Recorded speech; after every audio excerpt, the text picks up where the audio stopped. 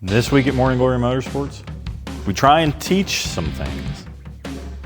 We turn wine into water, and we ponder what in life has brought us to this point. So stay tuned.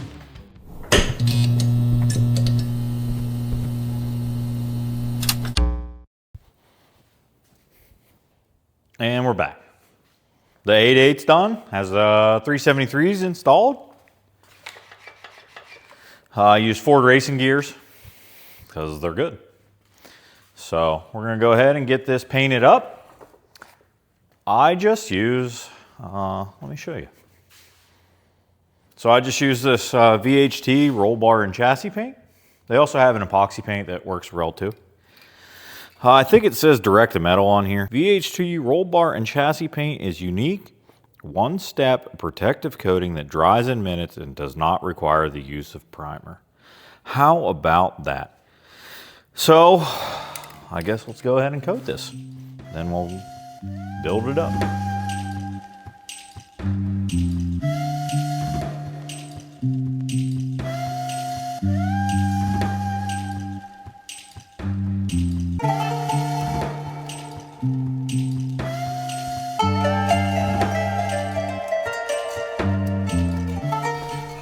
So next up, we're gonna install the differential cover. This is just it's called a girdle. It's aluminum differential cover. It has these pads in here. You torque them down, you press down like right in the middle of the bearing cap. Well, we'll go ahead and get this lined up. Came with bolts and everything. I think it's just from Amazon. It's kind of a nice piece. The only thing that I had to provide on this was gears. Everything else came with it. The only thing it didn't have was gears for whatever reason. So this all came with it. But we'll go ahead. We'll get this installed. I guess slide the axles in. You can see I've already installed these bushings. They're probably from UPR. But I took them out of the freezer and just put them in there.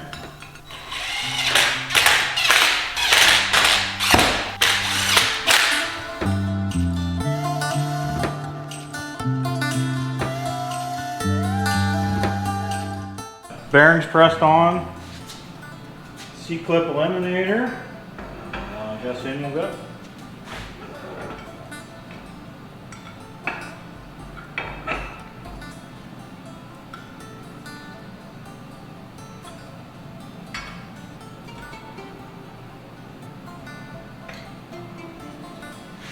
And we can kind of pull it in. Look at that. They both move together. I guess that's a good thing. All right. I guess we can put it in the car. Well, the rear end is in, and so this rear end is out of a Fox body, which I didn't know until I put it in and the tires rub.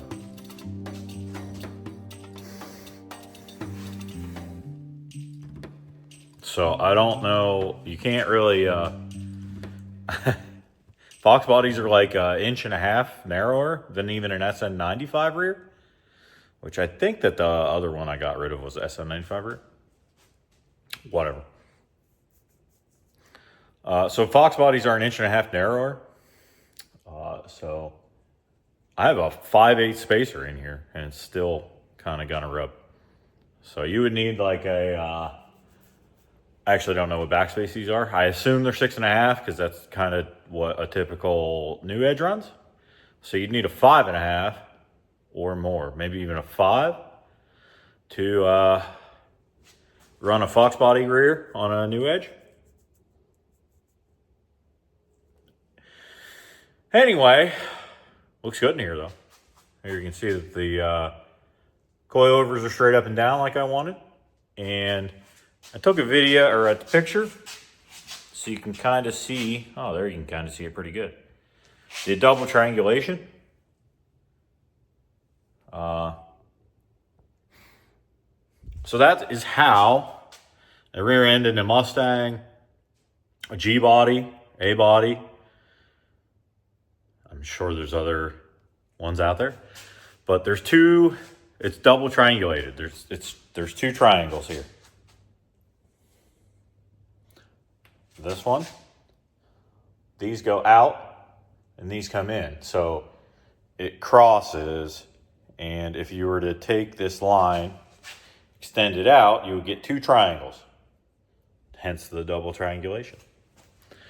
So that is how you have two triangles opposing each other.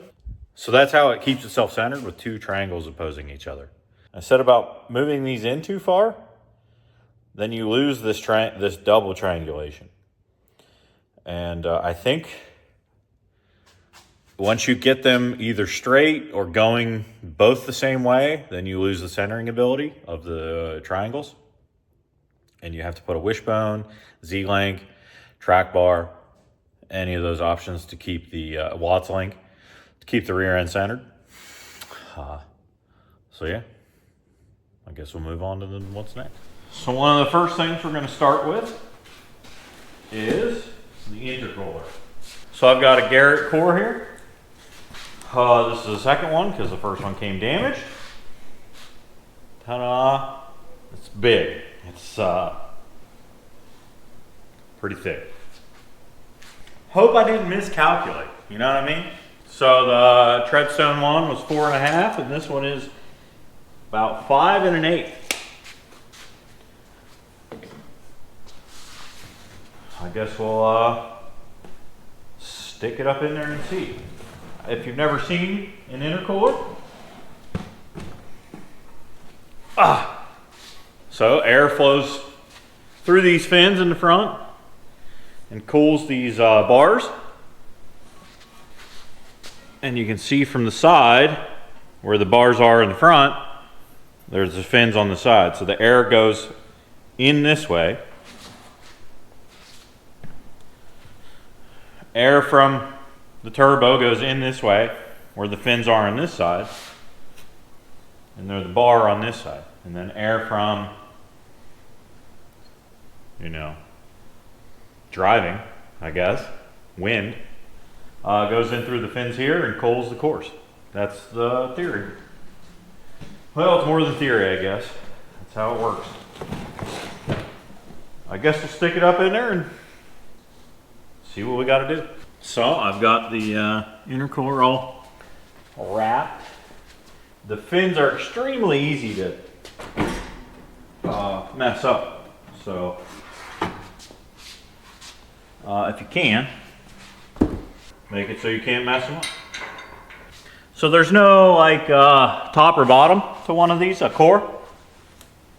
So you really don't need to pay any attention to that. Air don't care what way it's blowing, as long as it's getting cooled. All right, I think it's going to fit beautifully.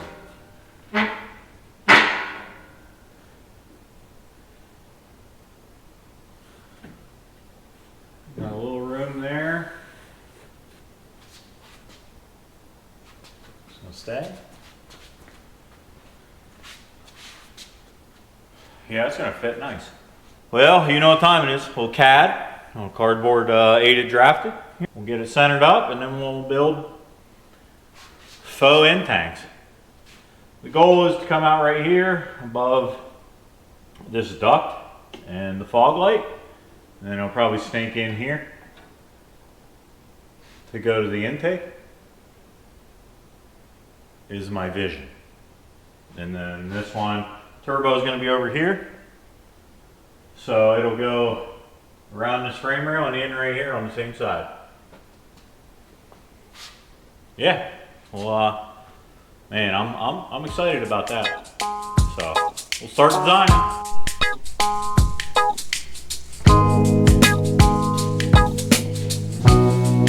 So I kind of have the intercooler in there where I want it, I think.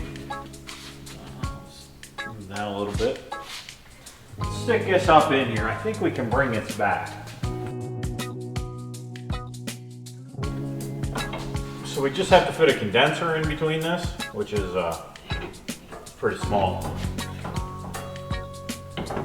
I think we want something like that.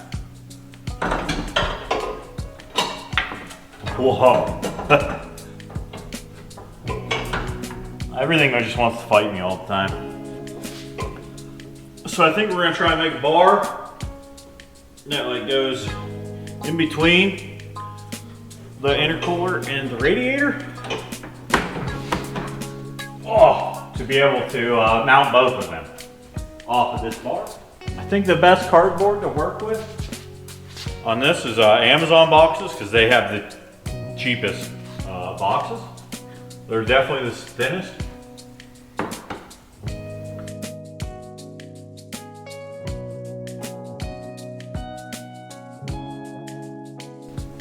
So I'm going for a 3.5 inch outlet, or inlet, I guess it would be on this side. I was trying to decide between 3 and 3.5. Just generally because this is a stick shift car. I'm trying to keep boost up between shifts, so choosing between 3 and 3.5. The turbo on this car is probably capable of making 1,600 plus horsepower. The engine is capable of that also, but this is probably going to live around the 1,200 horsepower range. The difference between 3 and 3.5 at that point is more than likely negligible. There's been lots of people that have made a lot of power through 3-inch. I'm not. It's a tough question to answer because there's 150 different factors that go into this. You know, how efficient is your core? What's the temperature out? The hotter your air is, the faster it flows. The bigger a tube, the slower the air flows though. So all I'm saying is just pick a size and use it. If you think it's laggy, you know, reduce the size. If you think it's choking it down, make it bigger. Just try things. If you want to do a cookie cutter build and do everything else that everyone else has done, then do that also, whatever. But there's no cookie cutter here, so we got to figure out a lot of stuff as we go. So I think we're going to try that. We'll make another one of these, and we'll build it in.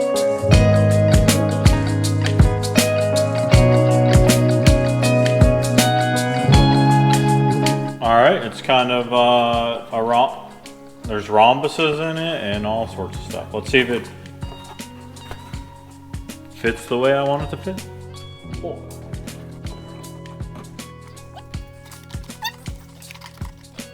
Well, back to the drawing board. Good afternoon. Professor Dummy Door here. I'm here to mold your mind. Actually, I have really no idea what I'm doing, so hopefully you follow along. I want to preface this by saying that when I started learning all this stuff, I searched YouTube. One of the best YouTube, I guess, channels was the Fabrication series, and he went over all of this in very good detail. It helped me a lot, so check that out. I'm going to try and explain this as best as I can. I'm no teacher. This is kind of just how I do it. I guess we could start with some basics. Is for tube bending. Tube bending. I have a Pro Tools 105 HD because I bend some heavy stuff sometimes. So this is going to be different depending on what kind of bender you have. So the best thing I can say is to get a piece of tube, the size you're going to be using, and make a bend. So from that bend, you're able to see like where the bend starts. You can kind of, you know, when they give you the center line radius, you can kind of get an idea. So this is a 3-inch center line radius, so the bend starts right there, and the center right here is at 3 inches. That's how they get it, I guess. So there's a couple formulas. I have them written down because I reference them quite a bit. Usually, the formula is like tube consumed through a bend. There's a constant, so you take center line radius. I will provide you an example. This is a 3/4 die. It's a 180-degree die, so I can bend 180. But it's 3/4 with a 3-inch center line radius. Now that means if I bent this 180 degrees, the diameter 6. If you bend to 90, half is 3. One thing that is often overlooked when you do that is you still have to take into account the thickness of the material. Even though it's a 3-inch centerline radius, it's 3 inches to here. Well, there's still some material hanging out this side, right?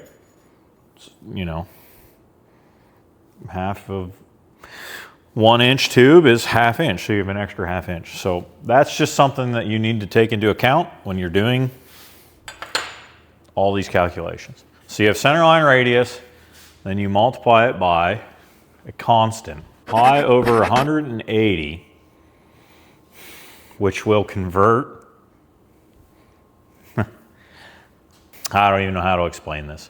Pi over 180 is how you get a measurement from degree to radians, and then you can take radians to inches. And I don't know how else to explain it other than that's how you do it. People found it out, and that's what we do. And then you take it times the date of birth. Degree of bend. So this is like a small. So let's say you have a 3-inch centerline radius. And this is what is it? 0.01745. 0.01745. And we're doing a 90-degree bend. So if you didn't do this radians, change from degree to radians, then you wouldn't get an answer in inches. And that equals 4.7115. So that means, and this works with any size tube, it just depends on the degree of the bend, because the center line of any tube is going to be the same, if that makes any sense. So 4.7115 would be if you could measure from beginning to end of this bend, you get almost, basically 4 3/4. Just ish. It's obviously hard to take a accurate measurement that way. So let's say, I think my 1 1/4 die is 4.5. So if you have 4.5 inch centerline radius, now this is a constant and it stays the same. And let's say you want to do a 45-degree bend. 4.5 times 0.01745 times 45. 3.533. Now, why is this important? Tube consumed, might not be that important. Might not even matter. But you can find the middle of the bend like this. So let's say you have a 90-degree bend and you have, this is how much tube it takes to make a 90-degree bend. Let's say you have the start here and then the end is here. Now this amount of tube is 4.7115. To find the middle of the bend, you obviously just have it. 2.35. So from here to here is 2.355 inches. So if you know the start of where you want to start, well, I shouldn't say that. So the reason this is helpful is if you take a measurement here and you know you need that middle of the bend to be right there. So we'll in theory say that this is 10 inches. You need the middle of the bend to be 10 inches away from this point. So you go out and mark this point on the tube.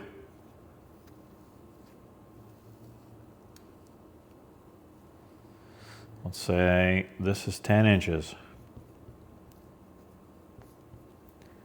This is right where you want the bend, the middle of your bend to be.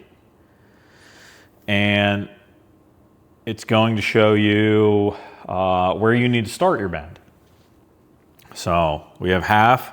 We're trying to do a 90-degree bend right here, 10 inches away from the start. Now we'll go 2.335 inches ahead, and that will be the start of your bend. 2.35.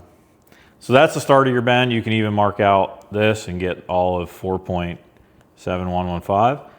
And you can kind of just follow along to see your bend. But that's why this is important. You know, this formula works for all you have to do is change this variable. Degree of bend and centerline radius are going to be your variables, and this is always going to be a constant. So a constant means it stays the same. Variable means it changes. So I have 3-inch. I have 3-inch dies. I have 4.5-inch dies. I have 6-inch dies. So what I did was just make a chart of all these, so I don't have to like keep doing this. If you multiply this by this, it'll just be your constant, and then this will be your only variable. So I just have that kind of handy for when I'm trying to figure this stuff out. Now, how we're going to apply this is I have 2 frame rails. I measured the frame rails. They're kind of like this, if you're looking at it from the front. Roughly on the same plane. Maybe they're not, who knows. And they are 34 1/8, center to center. And I also measured that I'm going to do a 90-degree bend. It's just going to be a hoop. And I want it roughly 11 inches down.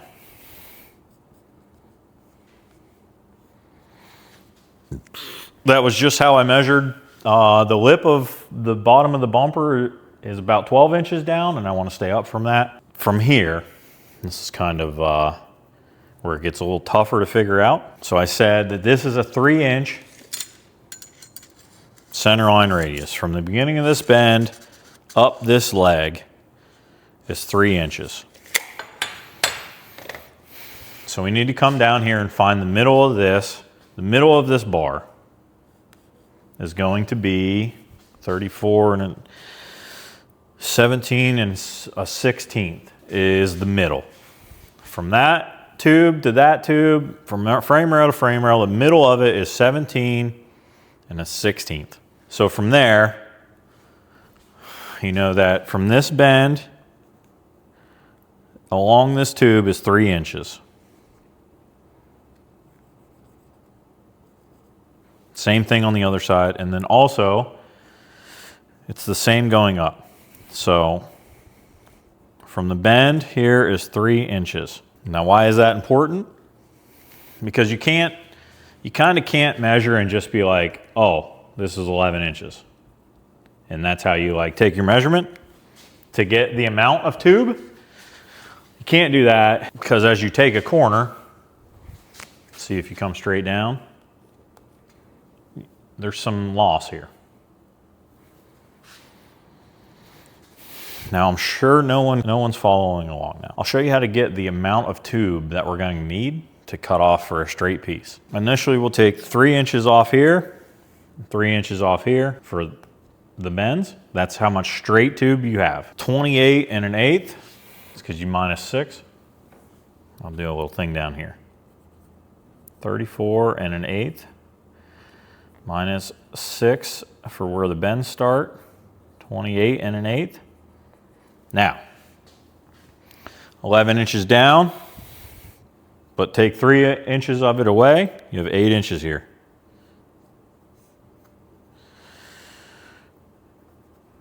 You have it 2 times, it's on each side.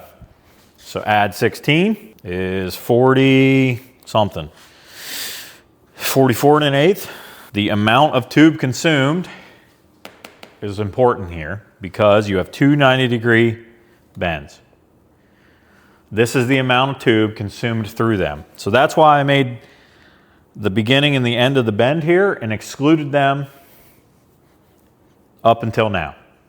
So we know that this is the amount of tube from here to here is going to be 4.7115. So times that by 2 and then add that to your 44 1/8. 53 and just over a half. So that's how much tube you need with bends to go from this frame rail to that frame rail. So I guess, how do you lay it out? Let me show you. Let me go cut a piece. So I'm going to leave it long. This is all just guesstimating by what I can see.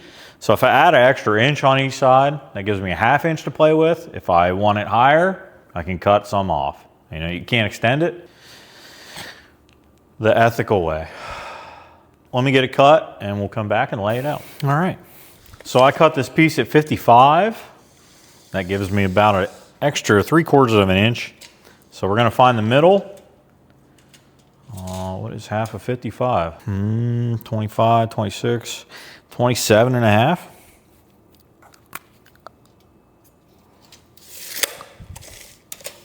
Yep, that is correct. So we've already established that. What have we established? So the easiest way to bend a hoop like this is to start from the middle and work out rather than like working from one end to the other. So we're going to work off of the middle. So we know the middle of 34 1/8 is 17 1/16.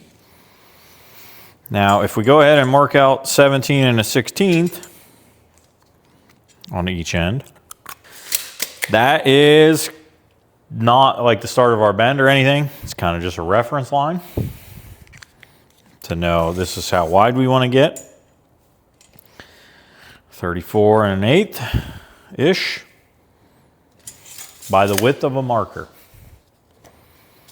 So this 3 inches from the beginning of the bend to the outside is important. So we'll take 3 inches off of the 17 1/16, and we'll end up at 14 1/16. So 14 1/16 should be the start of your bend. So this is the start of your bend, not the start of where you're, how can I put this?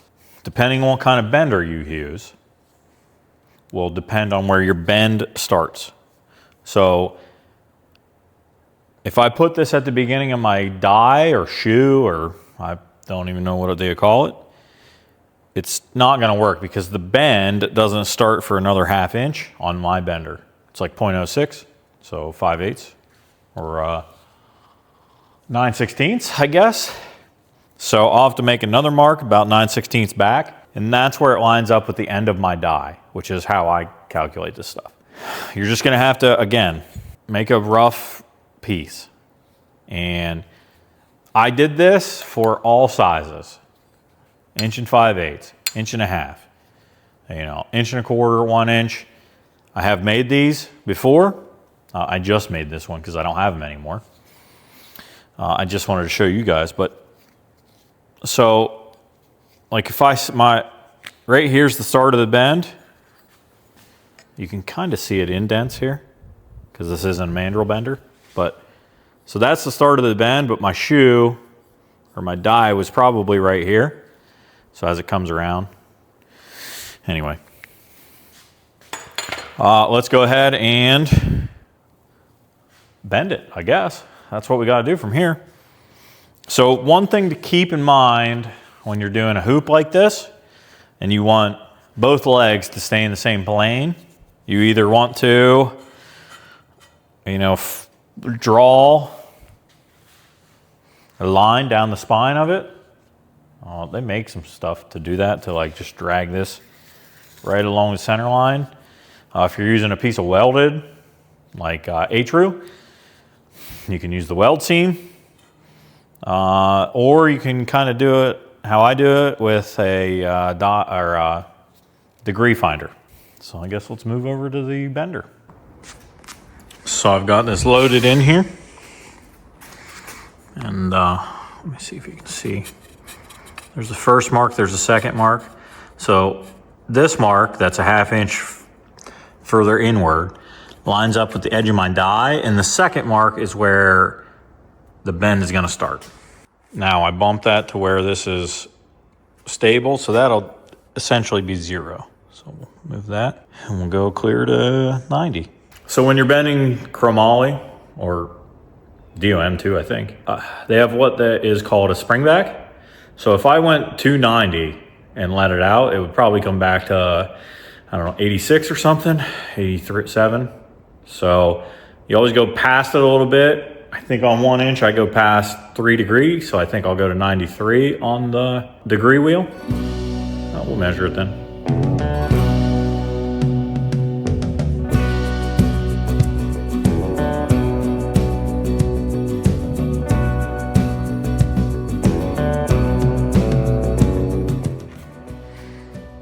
There's about 93. Let's give her another tap. 94. We'll see what that comes out to. So I have my handy dandy Bro Tractor. This is from Amazon. Pretty cheap. And it works well. Line up that leg. Line up that leg. Hard to do with one hand.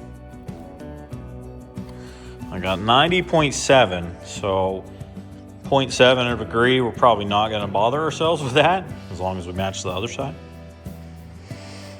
But now if you want to do any like double checking of yourself, you can do it at this point with your marks. Let me show you. So we know that we need a middle to middle. So middle of this tube to middle of the next tube is gonna be 34 1/8. So we gotta kind of come down here, and this line should be at 31 1/8.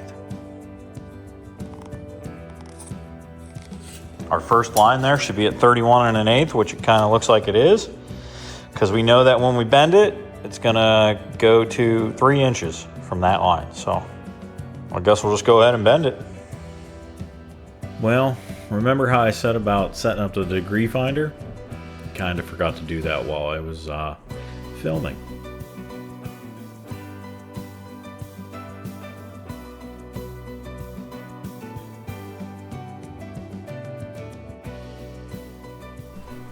So let's check the other side that I just did.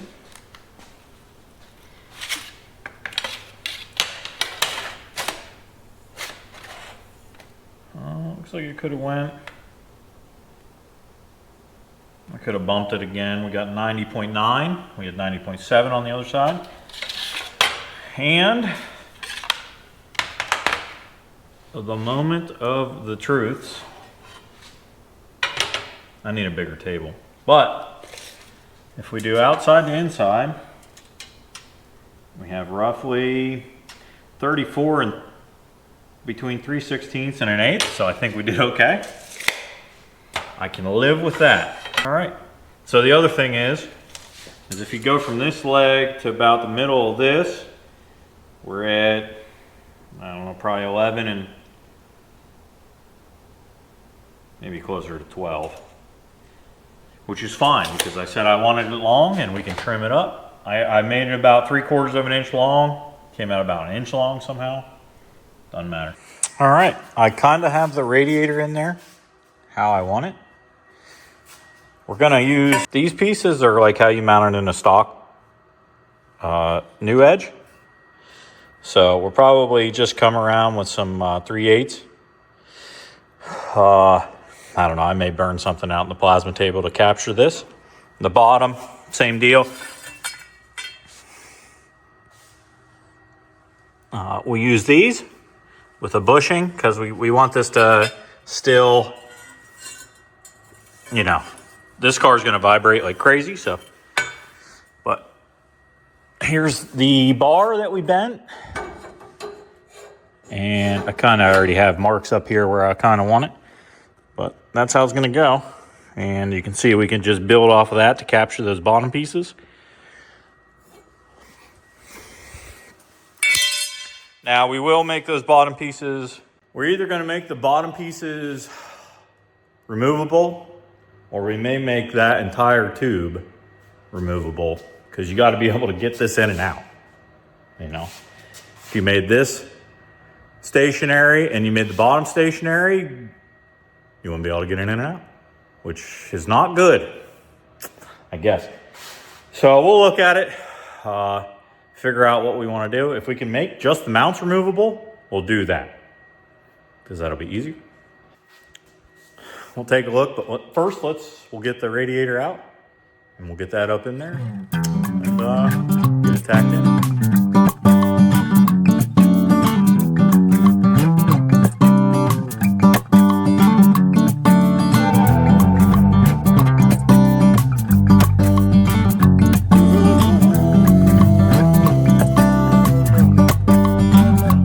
Now let's go ahead and get our template paper out, and we're going to make some lower mounts for the radiator. So I'm going to make these out of the same stuff I'm making the intercooler out of, which is 1/8 inch thick 3003 aluminum. Once I'm happy with them, I'm going to use nutserts into the bar. Again, we want to make this removable.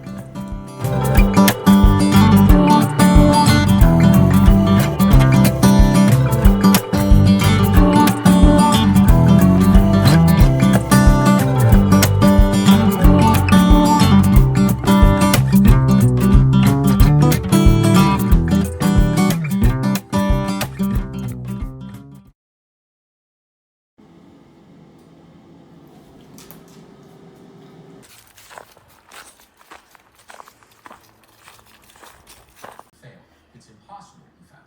And more significantly, he and his team found that NIST's explanation does not account for what... So I think it's time to move on to the intercooler.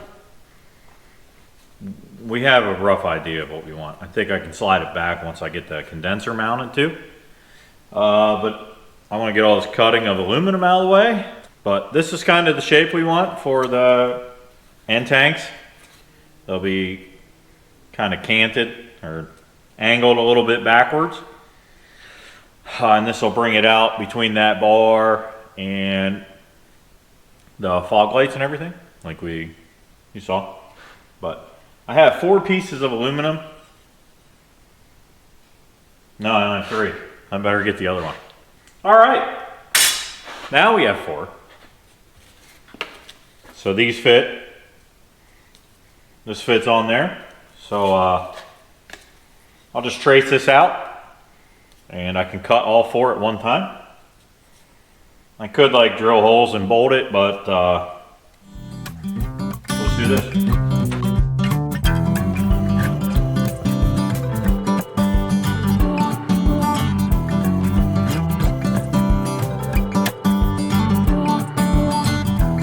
All right, I think we are. So I think we're ready to, I guess, get to tacking. I have a little spacer made here, so I have like an 1/8 inch gap, because this is 1/8 inch metal. And I have a little protractor set up at the angle I want, I think. So I'm gonna clean everything with acetone and I guess tack it together. What else can you do, right?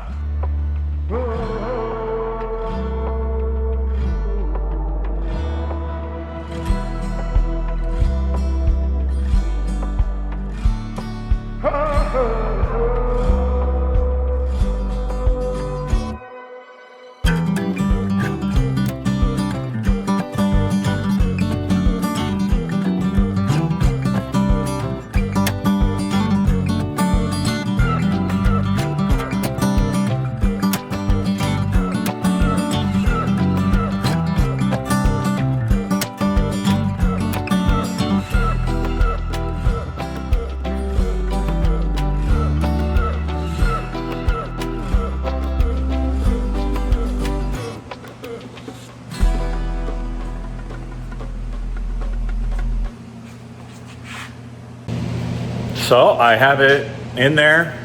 I wanted to mock it up before I welded the end tanks on, just in case. I have it moved back probably a 1/2 inch from where it was. So plenty of room now. It's a big boy. Should cool pretty well. So surface area plays a big part in how a core cools, but also thickness does too. So, there's volumetric efficiencies the bigger the core. But also how much is showing to fresh air. Obviously we're not cutting more holes in the bumper, so thicker is always going to be better. But these cores are made in certain sizes. So I think there are places out there to get custom size cores, but where are you going to pay for it? I think we'll pull this out and weld it up and then get it mounted. We got it sitting in there. Kind of where we want it. Lots of room. Good.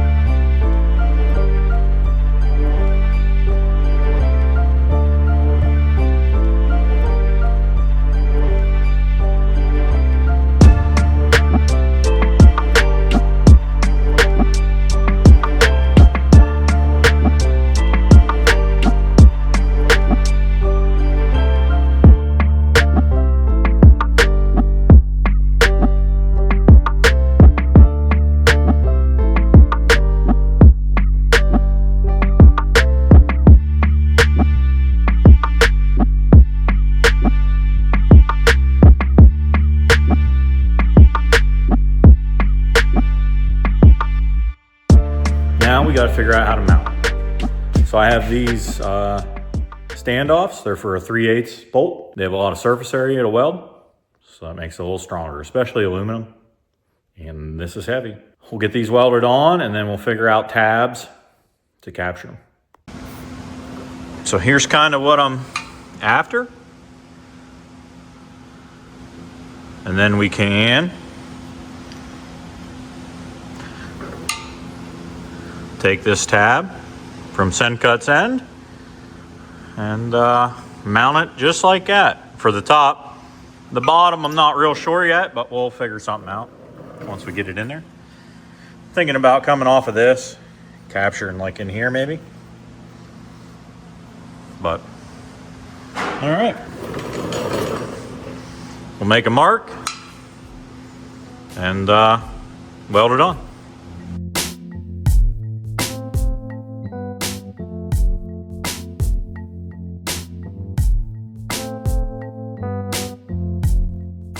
How about that?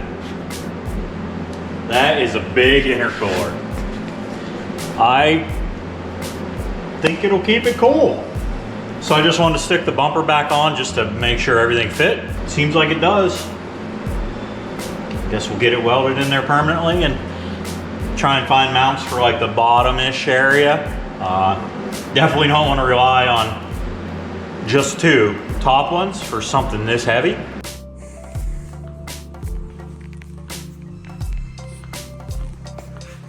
And there we go. Intercooler's mounted top and bottom. There should be enough room to swing this out to drop it. Condenser's mounted.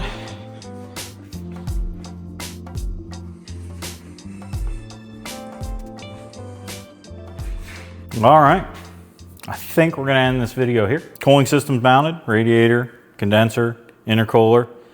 We just have to do the in and out of the intercooler, and we're gonna be using cool dual seal connectors. I'm sure you've seen them, Vibrant makes them.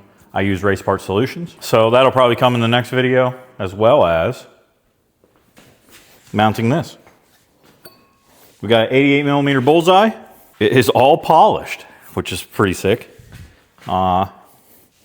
We're gonna be trying to mount it somewhere over here. We don't have tons of room, so good luck to me, I guess.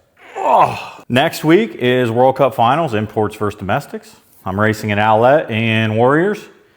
Keith will be in X295, which is a new class this year. Limited drag radial